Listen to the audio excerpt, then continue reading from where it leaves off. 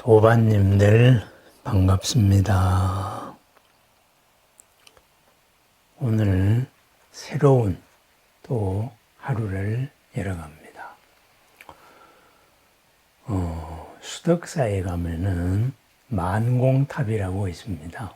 국가 등록 문화재죠. 그 만공탑, 그 보기만 해도 참 아름답습니다. 1947년에 만공스님 돌아가시고 1년 뒤에 조성한 탑인데 지금 봐도 너무나 아름답습니다. 둥근 이제 완전한 원, 그 원으로 만들어진 탑입니다. 거기에 정면에는 만공탑 이렇게 돼 있고 좌우에 세계일화 그리고 한쪽에는 백초시불모 이렇게 새겨져 있습니다. 세계일화, 세상은 한 꽃이다. 그리고 그 세상이 한 꽃인 까닭을 다른 쪽에 새긴 것이 백초, 모든 풀 같은 건 존재들도 모두 다 부처님의 어머니다. 이렇게 쓰여 있습니다. 바로 세계일화가 그래서 마음공스님 이후로 수덕사의 그러한 이제 덕숭총림의 가풍이 되었지요. 수덕사 하면은 제가 참 인연이 깊습니다. 제일 처음으로 이제 저를 찾았을 때, 그랬을 때 바로 수덕사를 찾았습니다. 그때가, 그죠?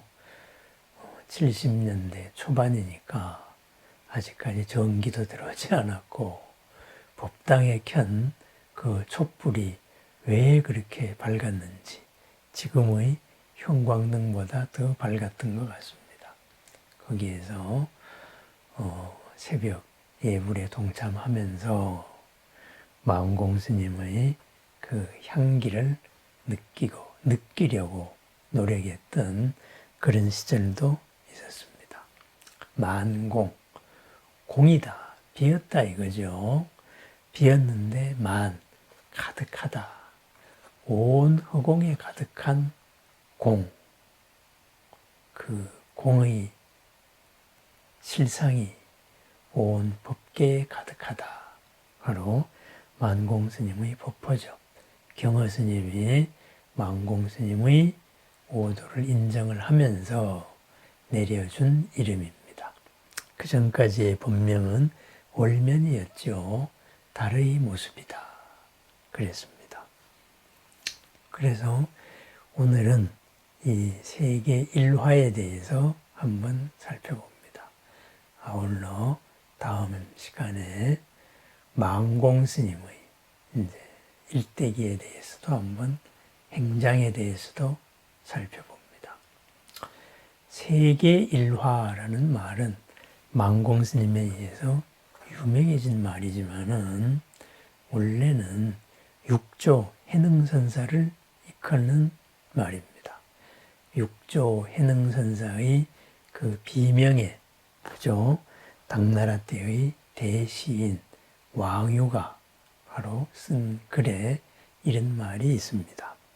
세계일화 조종유ገብ이다. 그죠?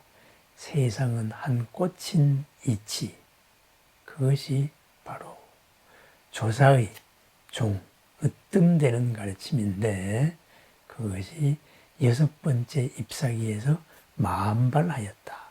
해서 육조스님을 찬탄하는 말이죠. 그러면은 왕유는 선의 근본적인 이치, 그것이 바로 세계일화다. 이렇게 표현을 했습니다. 세계일화, 세상이 한 꽃이면은 뭘까요? 꽃으로 아름답게 조화된 모습, 그것이 실상의 세상이다. 그렇다면은 그러한 세상을 살아가고 있는 우리 하나하나는 꽃을 이루는 또 다른 꽃이다. 이거죠.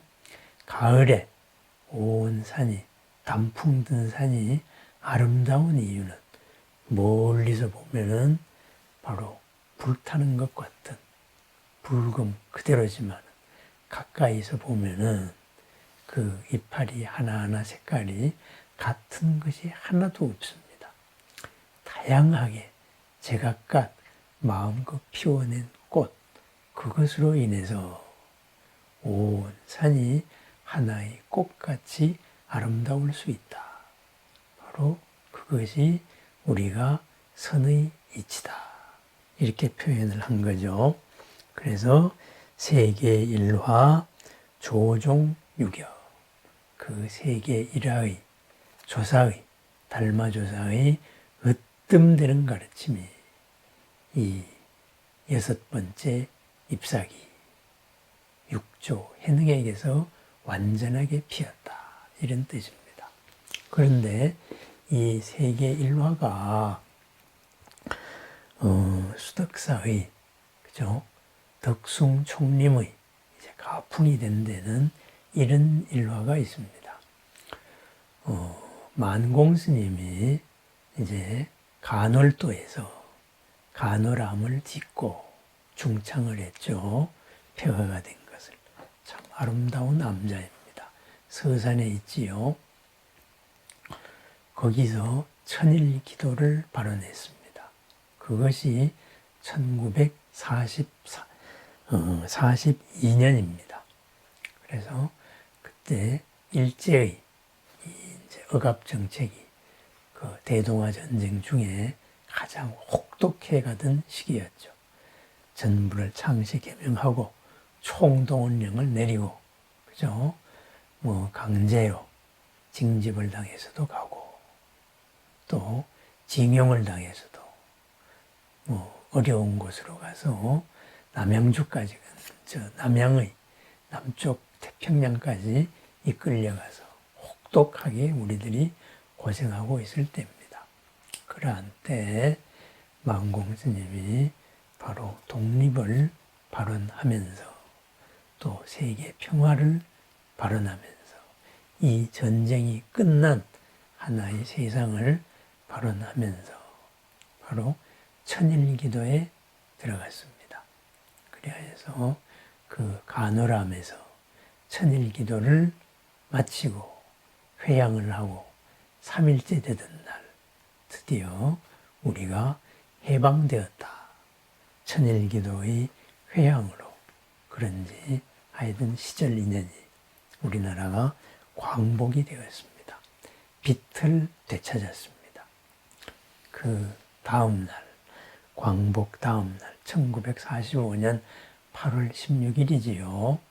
그때에 만공스님이 바로 세계 일화 이 휘호를 남겼습니다. 세계가 하나의 꽃이다 하면서 법문을 했지요. 너와 내가 하나요. 만물 중생이 모두 다 한 몸이다. 세계 만방 모든 나라가 하나이다. 이 세상 삼라만상이 모두 다 한 꽃이다. 머지않은 장래에 우리 조선 땅이 세계 일화의 중심이 될 것이다. 이렇게 이제 말씀을 했습니다. 세계 일화, 바로 광복의 빛을 되찾은 얽매임을 벗어난 이런 해방의 경지, 그것은 나라와 우리 모두의 그 마음을 한마디로 표현하고 우리 삶의 지표로 바로 표현한 글자입니다. 모두가 한 꽃이고 한 나라인데 머지않은 장래에 우리가 세계 일화의 중심이 된다. 이렇게 얘기했습니다. 상상을 못하던 일이지요. 전부 다. 그랬을 때 제자 한 분이 이제 물었죠. 어떻게 하면은 세계 일화, 세계가 한 꽃이라는 큰 뜻을 펼 수 있을까요? 그랬을 때 만공스님이 말했습니다. 어려운 일이 아니다. 지렁이도 부처님으로 보고 참새도 부처님 받들듯 섬기면 된다. 구더기도 거린도 무운둥이도 다 부처님으로 보라. 외인들도 부처님으로 볼 것이요. 불교를 욕하는 기독교인도 부처님으로 섬겨야 할 것이다. 이리하면은 온 세상이 한 송이 꽃으로 피어날 것이다. 이렇게 말씀하셨습니다. 그렇습니다. 세계 일화의 길은 그렇게 힘든 일이 아니다. 이거죠. 모두를 부처님으로 봐라. 하찮게 보이는 지렁이도 그리고 참새도 부처님으로 보고, 그리고 더럽게 보이는 구더기도 거린도 문둥이도 모두 부처님으로 섬겨라. 우리를 억압했던 원수 같은 저 외인들도 일본 사람들이죠. 부처님으로 볼 것이고, 불교를 그렇게 지금 못 잡아먹어서 난린 저 다른 종교인들도 모두 부처님으로 섬겨야 할 것이다. 그리하면은 세계가 하나의 꽃으로 피어날 것이다. 그랬습니다. 참 못 살던 나라, 억압받던 나라, 수탈당한 나라, 교육을 받지 못했던 나라, 그 당시에 조선입니다. 제가 나온 학교, 바로 한때 다녔던 그 국립대학도, 그 공과대학도 일제가 철수하고 나니 가르칠 교수가 없었습니다. 그죠? 가르칠 교수가 없다가 보니까 그때 조교하던 한두 명이서 바로 맨바닥에서 시작해서 바로 학교를 세웠죠. 학문을 일으켰지요. 다른 어떤 대학에서는 그 당시에 건축가에서도, 그죠? 바로 이게 철근을 얼마를 넣었을 때 이 하중을 견딜 수 있느냐, 그걸 몰라서 교수라는 사람이 조교하고 일일이 시멘트를 짊어지고 그거를 쌓으면서 실험을 해가면서 다시 맨 땅에 헤딩을 해서 일으켜 세우던 그러한 시절이었습니다. 그죠? 모든 위의 학문이나 이런 실용적인 기술자들은 전부 일본 사람이었으니까요. 바로 그러한 맨 땅에서 만공은 우리가 세상의 중심이 될 것이다. 그랬습니다. 지금 그렇게 되었습니다. 우리가 지금 세계 10대 선진국에 들어와 있습니다. 그리고 세상에 이 어떤 거는 선진국답게 선진국의 좀 안 좋은 면도 우리 안에서 다 펼쳐지고 있습니다. 서로가 서로를 원수 보듯 합니다. 극우로 치닫기도 하고 극좌로 치닫기도 합니다. 오늘의 이 삶을 이룬, 선진국을 이룬 이 바탕을 당연한 것으로 잠깐 잊고 살기도 합니다. 이러한 때에 우리는 다시 이런 세계 일화의 마음을 한 번 더 살펴봅니다. 무엇일까요? 바로 내가 부처님이라는 자각입니다. 내가 꽃이라는 자각입니다. 당신도 꽃이라는 자각입니다. 우리의 삶은 꽃을 피우는 과정이다. 우리의 나라는 꽃을 피우는 나라다. 지금까지 그래왔듯이 바로 앞으로도, 그죠? 더 훌륭한 꽃을 피우는 그런 참으로 아름다운 나라, 참다운 선진국으로 간다. 그랬습니다. 우리는 그렇게 가고 있습니다. 해방 후 지금까지 정말로 가난했던 나라에서, 세계에서 가장 밑바닥이었던 나라에서, 그죠? 오죽 불쌍했으면은 필리핀에서 변변한 체육관 하나 없다고 우리나라에 장충체육관을 지어줬겠습니까? 그죠? 그런 나라에서 우리는 세상의 선진국, 10대 선진국 안에 들었습니다. 그렇습니다. 우리가 바로 뜻을 세우고 그 한 방향으로 모두가 매진했을 때 이미 마음속에서 이루어졌던 것이 서서히 드러나서 마침내 광복 이후에 우리는 세상의 중심으로 되었습니다. 세계 일화, 우리 자신이 바로 선진 시민이다. 선진국이다.